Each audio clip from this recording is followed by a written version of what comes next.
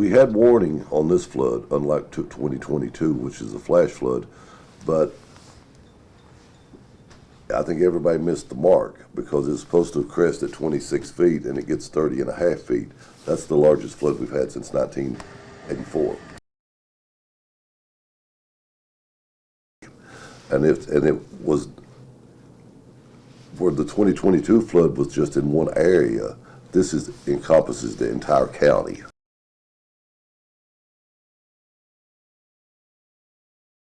Not only was it 64 degrees last night, we're getting ready to expect 3 to 7 inches of snow. It could be at any time